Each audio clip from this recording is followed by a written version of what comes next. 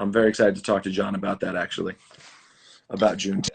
Since the quarantine started was kind of overdubs and post-production. So all the songs were written before that. Most of them were written in 2019. A few of them, some of my favorites actually, were written near the end of the process in early 2020. But of course, the mood of the album it's upbeat, it's fun, it's soulful, it's full of joy and love. And then, of course, the world just went to shit since we finished writing the songs. Not that it was great before, but it was better than this. So, you know, we had to decide, you know, are we still going to put this out given the, you know, how everyone's on lockdown, everyone's feeling weird. And then, of course, the last 3 weeks we had the video of George Floyd come out and folks being very rightly upset and outraged when they saw that and taken to the streets. And so I decided that, one, when I finish an album, I feel like I should give it to the people. It's done, it's ready, it's a reflection of where I was when I wrote it, which was not too long ago. And let's give it to them, because if I wait for everything to calm down, one, when is it going to calm down? Right. And two, by that time, I may have already started writing something else that will be more reflective of where I am now. And I'll put that out, you know, a year or two from now, who knows? So I figured let's give it to them. And that's what we're going to do. So when I talk about who I worked with, one, it was Raphael Saadiq. He executive produced the album alongside me. And then the individual songs were produced by a slew of really talented producers, and I worked with a group of talented writers. Some of the producers were like Oak Felder, Ryan Tedder, Cautious Clay, DJ Camper, Eric Hudson, who else? Charlie Puth. The album is soulful. It's got some reggae, a couple of reggae influenced songs, some more hip hop influenced songs, some straight up, you know, baby making, grown and sexy R&B. It's got a mix. Did you feel when you were describing the setup, it reminded me of something I read from Jon Stewart this week. Jon Stewart's dropping a movie, and he said putting out a movie right now is sort of like showing up to the site of a plane crash with chocolate bars. Like, I got new music. Hey everybody, who wants some Snickers? Right, y'all want to make love right now, but no, I think. What do you think the responsibility is? That's one of the things that's been talked about a lot. It's been especially in hip hop, and I'm sure you've seen some of it. There's a lot of back and forth about what the responsibility is of celebrities and artists. But you're a writer, you're an artist. Specifically right now, what do you think the responsibility is of prominent artists during a time like this?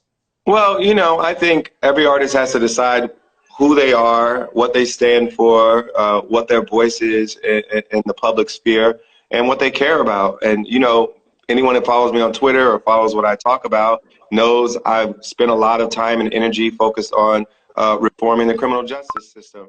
And that's ongoing. It's not in reaction to one specific incident. It's something that is an organizational thing for me. Like, we have a team built around it, and it's, you know, it's a significant part of my energy, and my time goes to it, even though, you know, I'm primarily a musician, but a significant amount of my energy goes toward that. And so, you know, for me, that's what I want to do, and that's always what I've thought of as part of my job as an artist. I wrote an essay when I was 15 that said I was going to do exactly that. It was from McDonald's. They said, how are you going to make Black history? That was like the prompt for this Black History Month essay contest. And I said, I'm going to become a famous singer, and I'm going to use my success to help my community. And so I literally am doing exactly what I told myself I wanted to do when I was 15 years old. And I feel like this is a mission, and it's part of my life for me. But I don't feel like every artist is in that place and has that passion and has that motivation. And sometimes you don't want to hear from your favorite on every political issue. Like, sometimes they're just better off making dope beats and dope music. And you have some good friends people feel that way about these days. Yeah, exactly. Like, you don't want to hear everybody's opinion on everything. And, you know, if they haven't put in the work to learn about it, if they haven't, you know, talked to organizers and activists to inform their point of view, like, maybe you don't need to hear from them about that. Maybe you just let them make bops that you love to dance to, and then let somebody else talk about the other stuff. I think you alluded to something interesting too. There's been conversation about whether the NBA, whether sports coming back would be a distraction. But to the point you just made, though, how I don't think this is a very short-term thing. Like Yeah. we're going to be working, people are going to be going back to life, and this is going to keep going, right? Until we have a vaccine, COVID-19 is not going away. And until that vaccine is readily available to, billions of people on the earth, it's not going to go away. And so we just have to find ways to be resilient and work around it. And no matter what a politician tells you about what they want to do with the economy and how they are opening things up, you have to follow public health advice. You have to know how the disease is spread and put yourself in a position where you're least likely to get it. It's better outside, like you were saying before I logged on. It's better if you wear a mask. All these things, like, know that. And that doesn't mean you have to stay locked up in your house, but just know that if you're going to leave the house, there are ways to be safer and to mitigate the damage that could be done. And do you think the same thing about the protests? I mean, this is something that I imagine, this has been, you're talking about, this goes back to 1619. So the idea that this all of a sudden systemic racism is going to get fixed by the fall or by the election, I imagine that this time of protest, John, is something we're entering for a while. Well, it'll probably come in waves depending on specific incidents, but I was talking to Patrisse Cullors the other day, who's one of the original people that founded Black Lives Matter and is an ongoing activist and organizer.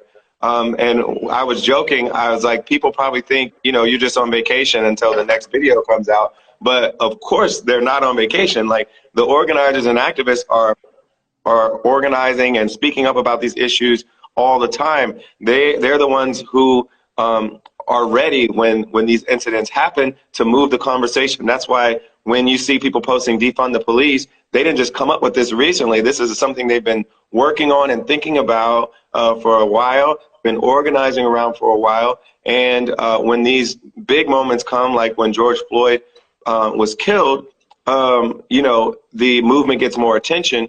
But we need to make sure we stay tenacious and persistent in getting the kind of change we want when the heat is turned down, when, there hasn't been a video that has come out in recent weeks. And so that's the kind of work that has to be ongoing. Let's talk about Juneteenth for a minute. Like this, we've been talking about this a lot in the morning, Ebro and I and Laura. Like, it's fascinating because it's something that's existed for a very long time, since 1866. I, as a white person, as much as I love hip hop and black culture, I don't know. I barely knew about it. I remember when Donald Glover did an episode of Atlanta a few years ago about it. It struck me of how little I really knew about it. And now you have corporations, everyone's recognizing it, giving people off work. First of all, what's your history with Juneteenth, and how pleased are you by the way people are treating tomorrow? Well, I was an English major with a concentration in African American literature and culture, so I knew about Juneteenth since college. Now, no one in my family celebrated it prior to me going to college, and my understanding of it is it was primarily a kind of a Texas thing, and emancipation kind of came in waves over the years. So, Abraham Lincoln signed the Emancipation Proclamation, I think in 1862, and then that went into effect in 1863. So as the Union Army was, winning territory over, they were able to free slaves through the Emancipation Proclamation over that time. But it took until 1865 for a large group of slaves in Texas to find out that they were free. And that is what Juneteenth is actually commemorating. So it's not even clear which day we should use to celebrate emancipation, but it is clear that it's something worth celebrating, and it's something worth aspiring to, the idea of us being truly, completely free in this country. Do you think that moving forward after this year, Juneteenth will continue to be a different sort of thing and kind of be this constantly recognized holiday? Or do you think this is going to be like just right now when it's heightened and all these companies are trying to look good? I think at some point we may settle on, here's the day we're going to celebrate emancipation. And I think that's a holiday worth celebrating. There are multiple days you could pick. as that anniversary. Juneteenth is one of them. And if we're going to go with that one, let's go with it. It's in the middle of Black History Month, and I mean Black Music Month, excuse me. And you know, if we're going to go with Juneteenth, let's go with that. It has a good name, I think. No, the name's the whole thing sounds dope. And then tomorrow, you're celebrating it with a versus battle against Alicia Keys. Swizz posted a photo today with the actual dueling pianos. So yes, we're doing it. So you're going to be in the same room, huh? We're doing it in the same room. We're doing it, some of it live. Some of it will probably press play on some of our songs that, you know, could use a beat and all that. But a lot of it's going to be just us singing acoustically right there in the room. Now, once I feel like after Beanie Man and Bounty Killer, it sort of was like, it's been so dope the whole time. But did that one make you think, like, to me, I was like, oh, this is the future. If you can get the two artists in the same room, it goes to a whole different level. Yeah, we saw it with Kirk Franklin and Fred Hammond. You know, I just felt like the energy was really good for those. And, you know, the whole series has been exciting. And even when it doesn't go right, is enough for people to talk about, and it's a lot of fun. When there's technical difficulties, that's even a lot of fun. But this will minimize any technical difficulties, and the energy will just be dope. I think we'll be able to sing together. We'll be able to play off of each other. We've been, you know, working together and admiring each other's work since back in like 2003. So it's going to be fun to just explore that history that we both have in this business. Well, I was going to say, do you guys feel like, I've never really thought about it, but do you guys feel linked at all? I mean, you're kind of in a similar, you're in an oddly sort of similar category. When I first came out, everyone would call me the male Alicia Keys. And then I opened for her on my very first tour. So as soon as I come out, you know, Get Lifted is out December 2004. Ordinary People starts to blow up in early 2005. And right after that, I'm opening for Alicia Keys on tour. So we played, you know, Radio City. We played all these venues all around the country. And we will forever be linked, I think, because we both play piano. We both came out around the same time. She came out a little before I did. And we've worked together over the years. And, you know, we're actually friends and, you know, have a lot of respect for each other, too. Is it, when you drop a new album, again, Bigger Love's out tomorrow, new John Legend album, when you drop music and you live the life that you currently live, which is like you host on television, so does your wife, you're both wildly successful, you've done quite well.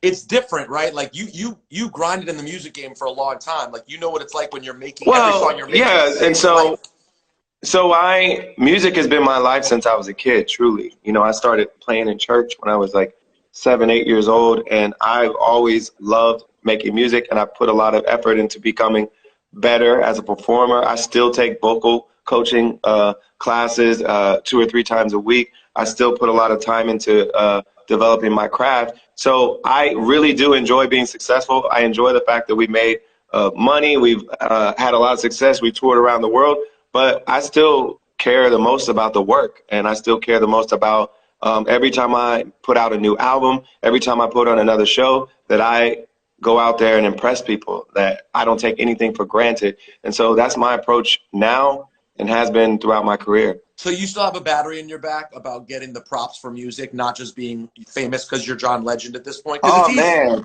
I care way more about getting props for my music, truly. Like, I'm happy I'm successful. I'm happy, you know, I'm on The Voice and all that is great. But if I'm not making dope music and people don't think the music is great, then I'll feel like unfulfilled. What's dad life and parenting life been like during quarantine? Oh man, it's full on because, you know, they're here, you're here, you ain't going to work, so we're all together. They ain't going to school, and they love it. So for them, their ideal situation is mommy and daddy are home all day hanging out with them, and so they're very happy about that. But of course, we could use a break sometimes.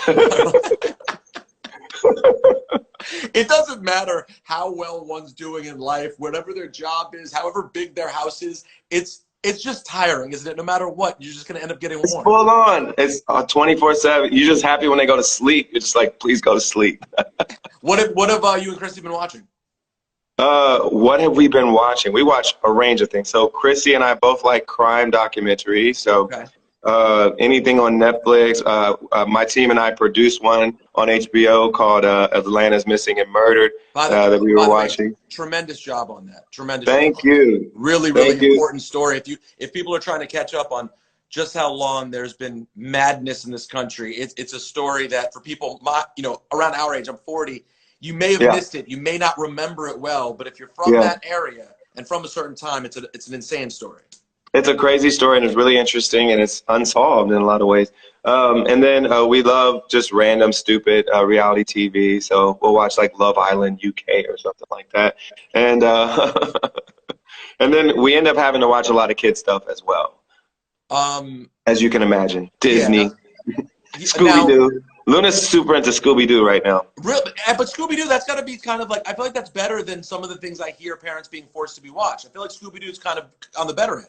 Well, they made a lot of like kind of direct-to-DVD Scooby-Doo, so there's varying levels of production value. There's some trash Scooby-Doo you're stuck watching. Some of them were straight to DVD, and you could tell the budget was lower than the one that just came out with Zac Efron. Some were like the I Got the Hookup version of Scooby-Doo. Yes. So election time's coming. You're doing an event for Biden soon, aren't you? I just did one for Biden. I'm also doing fundraisers for the Democratic Congressional Campaign Committee because, elections matter. It's not the only thing that matters, but if you want progressive change, you got to make sure we have the people in office that can actually make it happen. And so, I've been fundraising for some of them. How many times have you met Biden over the years? It has to be a few times. Quite a few times, while Obama was in office. I had never met him before, but right leading up to the 2008 election, I met him. And then, of course, whenever we were at the White House for various events, we would see him there too. Now, a lot of us have strong feelings about this election and very much want to change and think it's of the utmost importance. Some of us can't even fathom the idea of surviving if we don't get a change in November. Word, I'm one of those. Exactly. But here's the thing. As much as many of us have a distaste for the president, he didn't actually go at our wife. First of all, will you just take me through that morning when you first saw that Trump was tweeting about both you and referred to your filthy mouthed wife? Like, please take me through that experience from your vantage. I'm trying to remember the exact, I think it was a Sunday evening actually, because it was Sunday evening because there was a special that was airing that I had taped a while back. It was a criminal justice reform special that MSNBC did. Lester Holt hosted it. I was one of the guests. We were at Sing Sing, which is a upstate New York prison. We were there sitting amongst some of the folks who are currently incarcerated, some of their families. And we had a long conversation. We talked about criminal justice reform. In one conversation, we mentioned the fact that they had passed that recent First Step Act to make some minor reforms in the federal criminal justice system. And soon after that aired, we started hearing on Twitter that the president was talking about us. And it was just so weird because we barely even mentioned him in the special, and we didn't even, talk badly about him in the special. We just kind of ignored him. And I think the idea of him sitting at home on a Sunday night watching an MSNBC criminal justice reform special. I know. And like sitting around listening for his name to see if people kissed his ass enough on this special. It was like, what are you doing? Why do you even care about this? And then my wife wasn't even part of the special. And then for her to get included in his shit talking, because he's had a long-standing beef with her, and he's blocked her on Twitter, and he doesn't like any women that stand up to him in general. It was just so surreal and weird. And then my wife, because she doesn't ever need me to defend her on Twitter because she's better at clapping back than anyone. She's one of the all-time clapback queens. Like, this is what she does. She just put him in his place, called him a pussy-ass bitch, and pussy-ass bitch was the most important trending topic on Twitter, even though they had to kind of mute it in some ways. But it was that way for, I think, a couple days. And yeah, I think he took an L in this scenario. And God willing, he'll take another L. Indeed, in November. How do you, when you hear people have the conversation about, there's a lot of conversation about the Democrats and what the Democrats need to do and a black agenda and things of that nature. Where do you stand on that? And why do you tell people when people come at you with the questions about the Democratic Party and some of the things that they could have done better, of which there's plenty, no doubt, and taking black people for granted, which they've done, no doubt. But how do you explain why you still are an active supporter? Well, because as much as we want to idealize, the kind of presidential candidate we're going to get and the kind of president we're going to get, the bottom line is it's either going to be Joe Biden or it's going to be Donald Trump. And it is abundantly clear to me that Joe Biden will be better for me, better for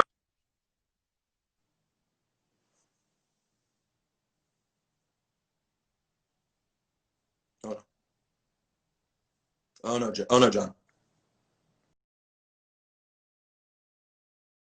Legend left. That was horrible. Hold tight, everyone. We're gonna grab John Legend back real quick and wrap this up. I want to hear the point he was just about to make about the choices we have come election time. There he is. It's IG Live, guys. This is what happens. We're back tomorrow night and Saturday, by the way, with 2 big episodes. Hello, I'm back. Hello. All right, so you were saying ultimately we have 2 choices. We have 2 choices, and it's abundantly clear to me that Biden is the better choice. And I think for us, let's when we talk about do they have a black agenda, well, go to their website and read what they say about it, because they actually do. The Biden campaign has a lot of great black staffers on the campaign and policy people that have been thinking about what a Biden presidency should look like for black people and other people of color. And so go online if you care about health care, read what their plans are. Go online if you care about criminal justice reform, read what their plans are. Me endorsing Biden doesn't mean I agree that he's going far enough on all these issues, but it does mean that I think he'd be much better on these issues than Donald Trump would be. And in a binary system where there's no other choices, it's important that we vote for the right choice, and Biden is the one for me. Where were you on election night in 2008? In 2008, yeah. I was here in Los Angeles. I was at a hotel.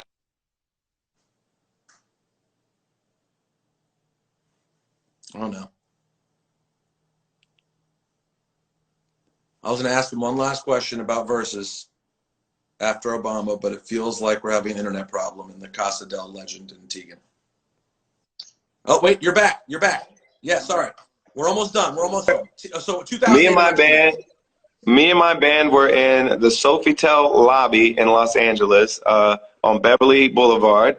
I didn't have a house here yet, and I was just sitting in the lobby with champagne at the ready, hoping that we'd be able to celebrate. And of course, we were able to celebrate. I shed a few tears that night when I saw them in Grant Park and saw like older black women and black men who had seen so much in this country and were finally able to see a black president, probably something they thought they'd never seen in their lifetimes. I started crying, and it was a pretty magical night. No, it was. I shed some tears that night as well. It was amazing. It's been a long 12 years since. Here we are. It's 2020 now. Tomorrow night, can you tell us anything about the Versus battle? Is there any little tease you can give us about what to look for? I think all you need to know is we're going to be there live in the same room, and there are pianos there, so it's going to be some live music and hopefully some collaboration, and just celebrating freedom, celebrating love, celebrating black music, and celebrating each other's artistry. It's going to be a great night. Hey, listen, man, I appreciate you. John Legend's album, Bigger Love, is out tomorrow. I appreciate your voice in music, and more importantly, your voice in the world, man. Say what's up to Chrissy, man. Good seeing you. Thank you, brother. Be well. All right. Peace, John. That's John Legend, ladies and gentlemen. Back tomorrow night, 9 o'clock, with another edition of Open Late. You can follow me at Rosenberg Radio. We also have a huge finale Saturday night, 9 p.m. A huge, huge, huge finale episode right here on Complex IG Live. All right? Yeah, it's going to be lit. Shouts to Miss Hatton. Shouts to everyone in the chat. Appreciate y'all. And we'll catch you next time. Shouts to Truly Hard Seltzer.